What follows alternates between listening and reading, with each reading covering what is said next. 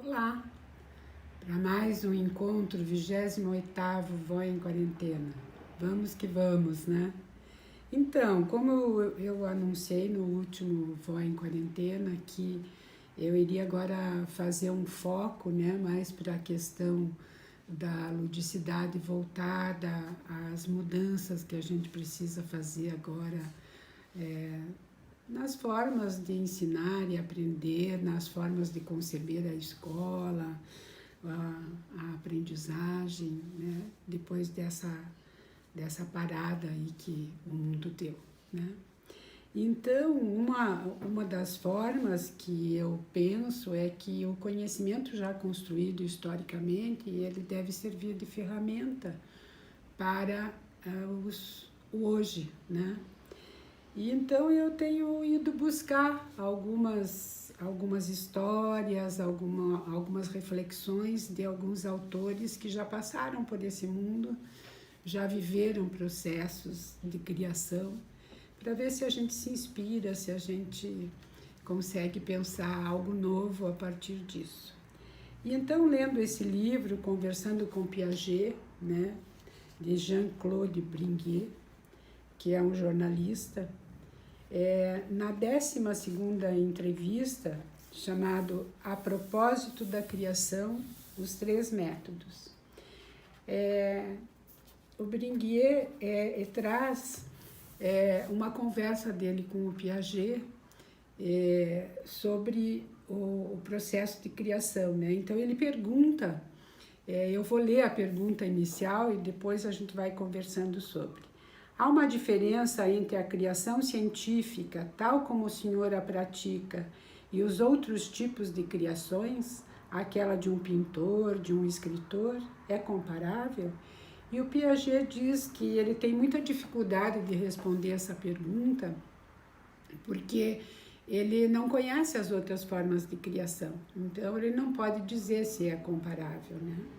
Mas, para responder ao jornalista, ele conta uma história que certa vez ele foi convidado a fazer uma palestra sobre a criatividade na Universidade de Baltimore.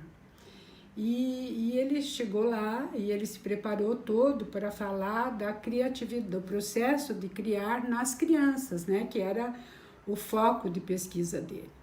E quando ele chegou lá, o interesse dos estudantes era saber sobre o processo de criação dele. Ele disse que ficou muito confuso, muito atrapalhado, e depois de algum tempo de reflexão, ele conseguiu identificar três métodos, né?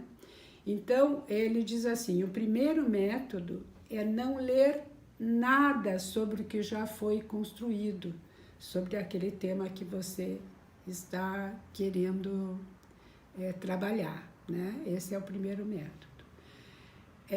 Ir fazendo a tua pesquisa sem conhecer as pesquisas já feitas sobre aquilo. O segundo é você poder ler muito tudo que tem no entorno disso, né? Então, a leitura de outras áreas do conhecimento sobre aquilo, né? E o terceiro ponto é ser persistente naquilo que te levou a fazer a pesquisa, né? Ser persistente, organizar as formas de investigar e não desistir, né? E daí o jornalista pergunta assim para ele, gostaria, apesar de tudo, que o senhor comentasse mais os dois primeiros, ou seja, não ler nada sobre o assunto e ler o que está em torno, né? E aí ele diz assim, eu vou ler as palavras do Piaget. Não ler nada, isso depende da pessoa. Se abordando um assunto, começamos por ler tudo sobre ele, encontramos muito mais dificuldade para descobrir novidades. Enquanto que, se vamos em frente decididamente e comparamos em seguida o que a gente descobriu, né? O que acabamos descobrindo, pode ser que a gente descubra muito tarde que repetimos o que já estava feito, ou então que existem algumas diferenças. E estas coisas podem ser muito frutíferas, né? E aí o jornalista pergunta sobre, então, por que ler muitas coisas de outras áreas do conhecimento, do que está em torno daquele tema, né? E ele diz assim, em torno, porque penso que toda a experiência sobre o conhecimento deve ser de natureza interdisciplinar. É impossível dissociar as condutas reais da inteligência, da axiomatização, da formalização que é utilizada pelo lógico, pelo matemático e assim por diante. É impossível isolar o indivíduo do meio social. Então, conhecer o que as outras áreas do conhecimento pensaram sobre o tema ajudam você a construir a sua pesquisa, né? Daí o jornalista diz, portanto, a universidade traçou quadros bem definidos no ensino, a sociologia, a biologia, isso e aquilo, com boas etiquetas. Aí o Piaget responde, a questão é de se saber se é um bem ou uma catástrofe. E o jornalista pergunta, é uma catástrofe? Certamente, responde Piaget. Retornemos, então, ao que o senhor disse um dia sobre essa ideia de que tudo que ensinamos à criança estamos impedindo-a de inventar. Retornemos a isso finalmente. Por que inventar é circular entre as disciplinas? Jean Piaget responde, sim, certamente. Então, daí o jornalista pergunta, qual o sistema governamental, político, que facilita um ensino que deixa espaço para a criança inventar? E o Piaget responde, você me pergunta sobre coisas que eu não tenho conhecimento, né? E então acho que a gente pode pensar um pouquinho, né, o processo de criação agora de uma escola diferente, de uma escola que não só repete coisas, né, de uma escola que primeiro sabe tudo sobre o que foi feito anteriormente para depois poder pensar sobre o assunto. Talvez essa seja uma deixa que a gente possa ter. E deixa eu te perguntar, qual que é a sua forma de criação? Eu tenho uma forma de criação que começa com uma pergunta, sempre, né? Eu começo a me perguntar, mas por que isso é assim, né? A minha mãe contava que um dia eu cheguei para ela e perguntei, por que a gente chama... Não fui eu que perguntei, foi uma irmã minha que perguntou. Por que a gente chama cinto de cinto e machado de machado, né? E daí diz que eu respondi assim, porque se a gente chamasse cinto de machado, a gente não teria cintura, teria machadura, né? Então, quer dizer, a criança começa a se perguntar, né, e ela vai encontrando respostas que são muito originais e que bota também, coloca o adulto também a pensar, né? Agora, na hora que a gente vem com o conhecimento já pronto e acabado, a gente não deixa espaço para essa oxigenação, né? Então, o meu processo de criação é sempre eu fico maturando uma pergunta. E aí, como eu tenho aquela pergunta, tudo que eu escuto falar, às vezes estou vendo um filme, às vezes estou lendo uma poesia, às vezes eu estou ouvindo uma música. Houve um tempo que eu comecei a me perguntar sobre o papel do silêncio no processo de aprender. E aí tudo que eu ouvia ou que eu estava lendo um texto e que aparecia sobre o silêncio, eu ia compilando. É como isso que o Piaget falou dessa leitura em torno. Só que inicialmente eu não busco, eu só fico com a antena ligada, né? E aí eu vou juntando, então, esse poema, eu vou separando, eu vou fazendo as pilhas, né, que falam desse assunto. E depois eu me coloco a pensar, né, por que eu me perguntei o que mesmo que o silêncio tem a ver com o aprender e com o ensinar,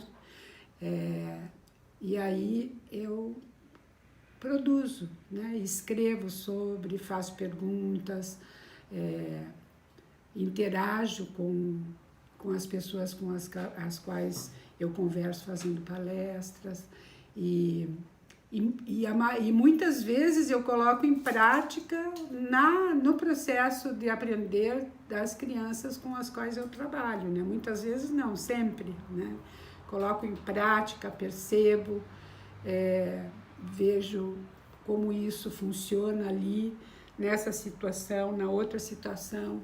E a mesma coisa acontece também no processo da arte. Tem alguma coisa que me inquieta, não é uma pergunta formulada como no processo cognitivo, né? Que você consegue fazer uma pergunta. Na arte não, tem algo que te inquieta e aí você senta e começa a colocar em prática sem necessariamente saber quem foi que pintou assim, como é que fez, se não fez, se fez, né? E aí as pessoas que veem o meu processo artístico falam, olha, você parece que trabalha com o realismo fantástico. E aí sim eu vou procurar para saber o que é o realismo fantástico, né? Mas, na verdade, você se coloca a fazer e a criar o teu processo e depois com esse conhecimento interdisciplinar você vai ampliando e aprofundando o teu próprio processo de criação, né? Então eu penso que é isso. E eu gostaria, né, de ressaltar para vocês e de mostrar agora um filme do Luigi junto com a Mariana, né, fazendo experimentando coisas da vida, né? Fazendo a experiência concreta para certamente depois isso transformar em formas de conhecimento, em formas de abordar a realidade. Então eu gostaria que vocês vissem, depois a gente continua falando um pouco. Oi pessoal, a bexiga a experiência da bexiga que não estoura. Ela primeiro não estoura, né? Porque aqui, mas depois estoura. Ela tá cheia de quê? Água. E daí o calor da vela vai ser transferido lá para a água e não vai estourar a bexiga. A mesma coisa da outra experiência, né? Do copinho de papel. Só que tem um jeito de fazer essa bexiga estourar, né, filho? Sim! Vamos mostrar pro pessoal? A gente pega uma casquinha de laranja ou mexerica ou limão, espreme aqui na superfície. Você falou que a Mariana me mandou esse filme, né, do Luigi fazendo a experiência do calor. Ela disse que foi cortado do filme, que acabou não aparecendo no filme, o comentário dele no final. Você disse que não ia espirrar água em mim, né? E então é isso, são as experiências do dia a dia que a gente vai descobrindo como as coisas acontecem. Pensou que não ia espirrar e espirrou, né? E eu queria, para finalizar esse nosso encontro de hoje, dizer para vocês que esse encontro é em homenagem à minha mais assídua correspondente, a Mariana Formighieri, né? Que completou ontem 40 anos, né? E ela tem contribuído muito para o nosso trabalho, para que tudo isso seja possível, assim como a Renata também, né? Que filma todas as vezes. Então eu quero agradecer a elas, agradecer a vocês que estão me ouvindo e dizer que eu gostaria que vocês fossem lá no canal Monte Serrarte, no YouTube e curtissem, compartilhassem e fizessem nos comentários para que a gente possa ir dando mais um passo, tá bom? Bom domingo a todos e até a próxima.